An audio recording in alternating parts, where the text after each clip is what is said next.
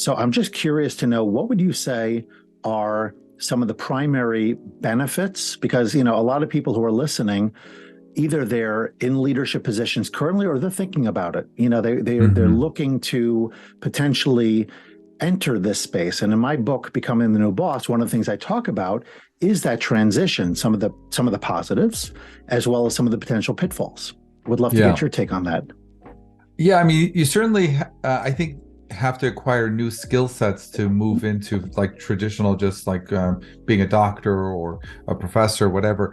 I think understanding that you need to acquire new skill sets is daunting. Like you're like, oh, I got to stay a doctor. How am I going to learn all this? But I think what you need to realize is you have to take baby steps, just get on a committee, just get involved in something. And what you will find is one door opens another door, if that makes sense. And I think, like if someone's in clinical medicine and say, well, I want to start my own company, where would you even begin? So you have to understand it cannot be like a light switch going off and on where, okay, I'm doing clinical medicine, now I'm CEO of a healthcare company. There's, 30, 40, 50, 100 little steps in between. And if you realize that opening one door often opens another door later on, and you don't know what that door will be, so it's almost like a leap of faith where you just have to jump in the deep end and get involved. And I think that's daunting because they're like, well, how could just signing up for one little committee, in a hospital, get me to become my own CEO? It doesn't. But you do that and you all of a sudden get on this committee and somebody sees you and they tell you about another committee and then they see that and they're like, well, you might be a good person for this, and it's this idea of accepting that there will be other opportunities, but you got to take baby steps and then eventually you get a bigger opportunity. I'm interested in knowing what you see. For me, I work with a lot of doctors that have broken out of corporate, and I have doctors that have been in telehealth years and years and years prior to the pandemic. So there was no real pivoting. You really have to have almost this entrepreneurial mindset to not plan for the now, but plan for the future. And one of the things that I've seen you do really well is to, jump on this podcasting, social media. And I've heard all of the feedback, as you can imagine. I'm sure you have too. I'm a professional, darling.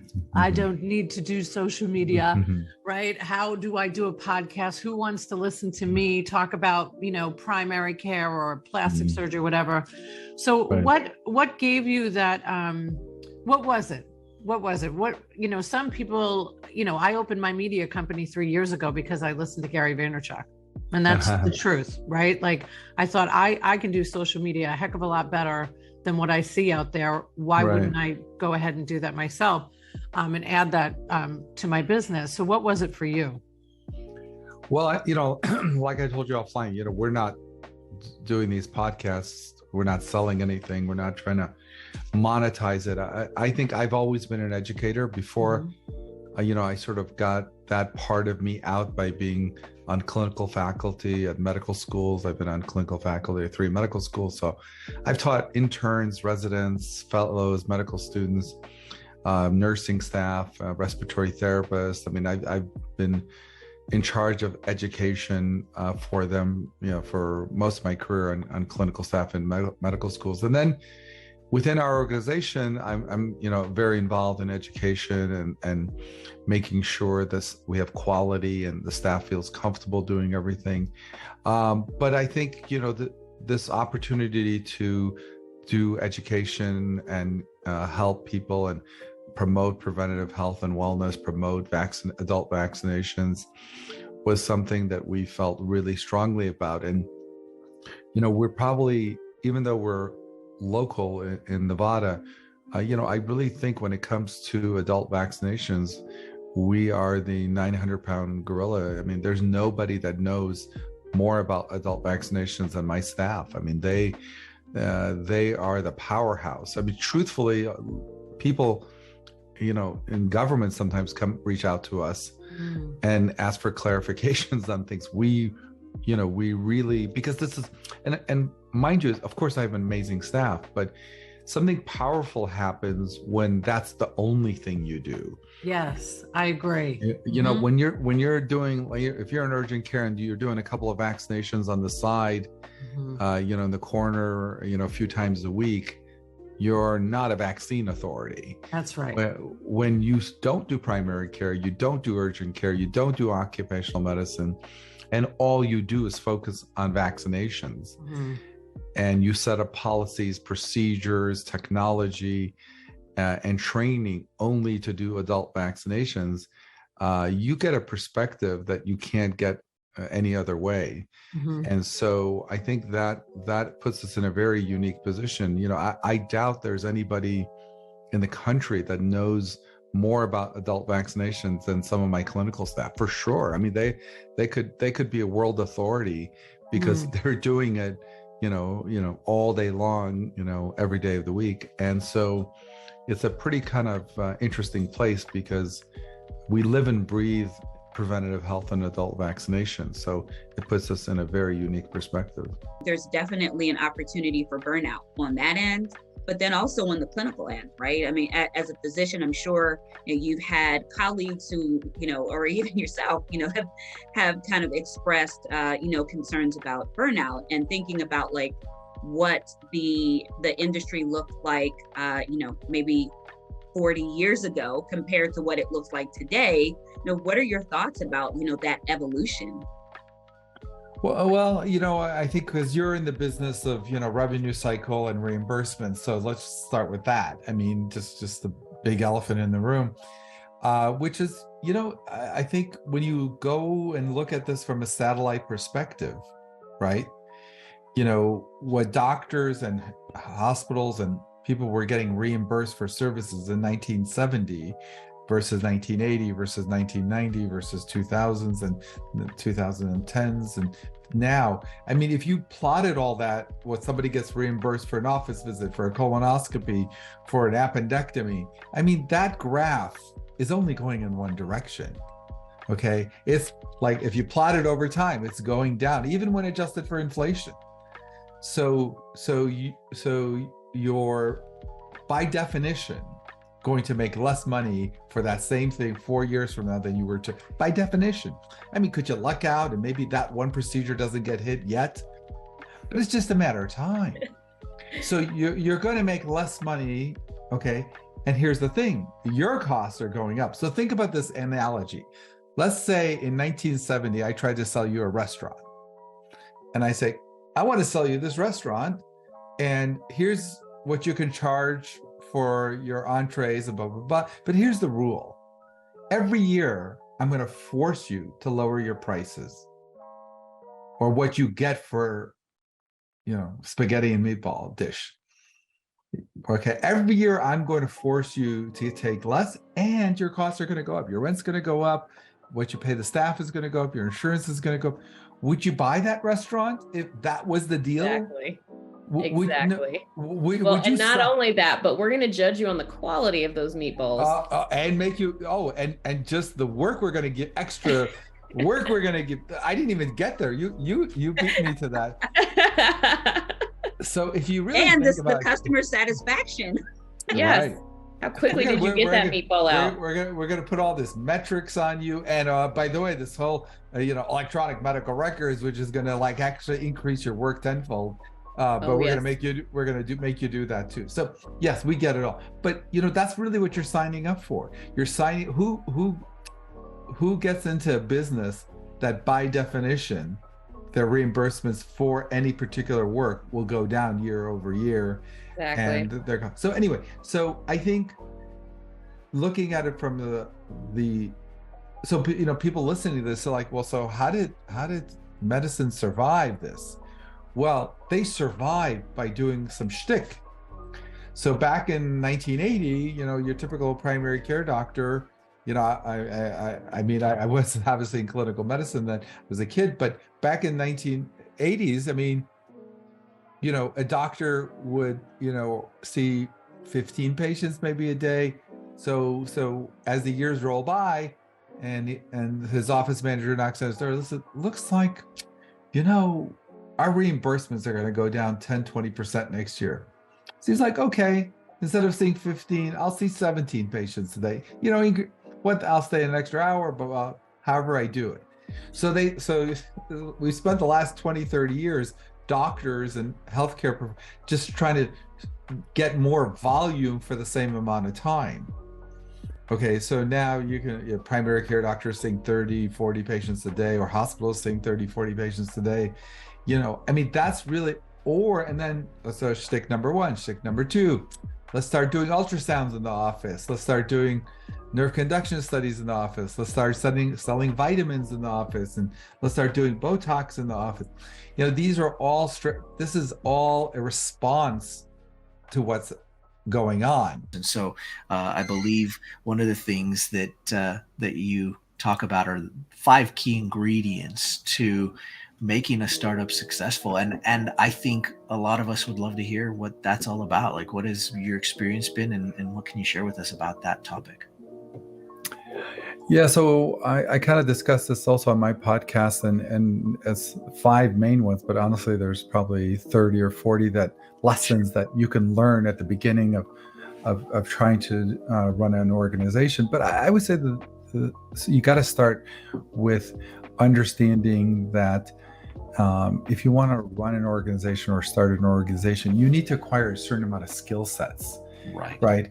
And I think one of the mistakes that people make is they think that they naturally have these skill sets because it was their idea. So they came up with this idea. So obviously they're the best person to run that organization, or they're well liked, or people like them, people are attracted to them, or whatever, which are all needed to be a good leader and run an organization. But it's not going to be enough. You need to literally go out and get skill sets. As I always joke, you wouldn't be able to land a 747 because you're a nice guy, right? Being a nice guy is not going to allow you to go in the cockpit unless you got to get some skills, right? And I think people think that running an organization or being a CEO are all soft skills, that if you get along with people, you're a nice guy and people like you, that people admire you or trust you, that you can be a leader. And by the way, you do need all those things. Right. But on top of it, you need to acquire skill sets on how to be a leader, how to manage people, how to enroll people into your vision, how to motivate, how to, press on the gas, pull off the gas.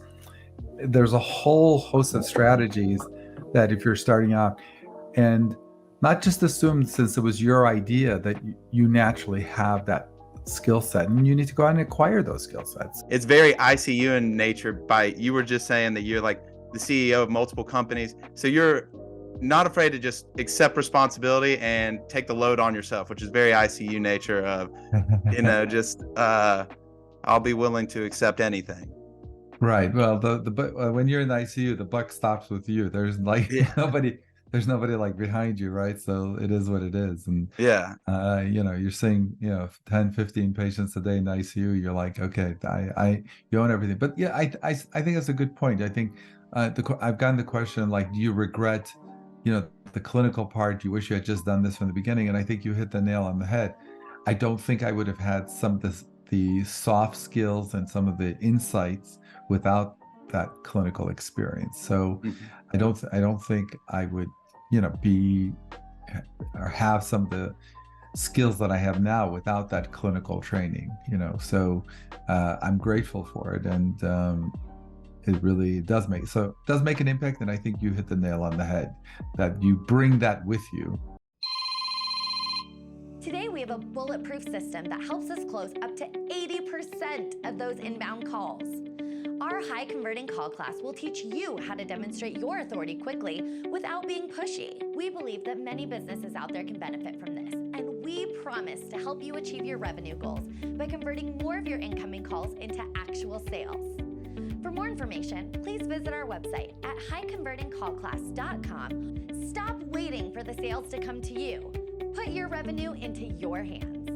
How about on the physician side? What's special about like a physician entrepreneur? What do they need to be mindful of that a regular person maybe doesn't need to be so concerned with? I think 2 things. I think for a lot of physicians, and myself included, we think on some level, what we're doing is a calling from God or some higher level thing, which is true. And so I think when you then kind of say, hey, how would you like to also focus on this thing on a capitalistic side or whatever, it kind of like, it's like, for some people, it just doesn't sit well. So I get that. And I think, but you have to understand that theoretically you could help a lot. You could help people by seeing patients, or you could help people by doing something in the healthcare field that improves the lives of people, maybe exponentially. So if you view it like they're both valid channels, I think it's easier to, if you're leaning in that direction, to think about it. But I think the second problem with physicians is, they spend, 10, 15 years training for what they're doing, and then they work 60, 70, 80 hours a week. So people always think doctors are bad entrepreneurs. They are, but not for the reason you think. They're bad entrepreneurs because they're doing something else 80 hours a week. Yeah. And I'd be a bad anything if I was working 80 hours a week and then you tell me, oh, by the way, take up gardening. I'm probably going to be a bad gardener. So I think part of it is, doctors get a bad rap. They're like, oh, they're all, they're bad investors, they're bad entrepreneurs, they're bad. But because they're so committed often to their main thing, that anything they do is like a side gig. And so one of the advice I give, really, if you're really going to break out of that clinical mode, yes, there may be a period where you may have to work 68 hours while the side thing gets going, but at a certain point you're going to have to devote time and energy, because look, they got into med school, they passed organic chemistry, physics, just they passed the MCATs or did well, they got into med school, they passed all the boards. They're not idiots, they just need to focus, and there you go. So moving on to the second question, and the second question that I have for you is, what do you think the goals of digital healthcare should be in helping both the patient as well as the provider? Yeah, I think the goal obviously is to reduce friction, because I think, we've all tried to go shopping online, and certain website is more cumbersome and difficult. And, we tend to skip those, and people kind of give up and what have you. The more friction there is in a system, the less likely people are to use it. It doesn't mean people won't use it, but it'll just make it less likely.